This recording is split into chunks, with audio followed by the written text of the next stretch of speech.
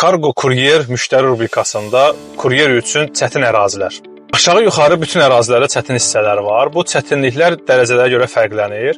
Misal üçün, Bakı kəndlərində xəritə göstərir ki, bu küçə ilə davam elə və gedirsən, birdən-birə qarşıva bir dənə böyük darvaza çıxır.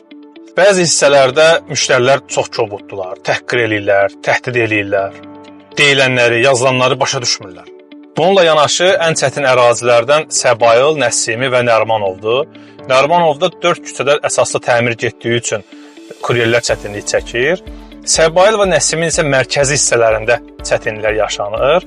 Mərkəzi hissədə kuryerlərin çətinlikləri maşını park etmə məsələləridir. Yəni, bir yer tapıb park eləsələr, əslində gəzərək malları rahat müştərilərə çatdıra bilərlər.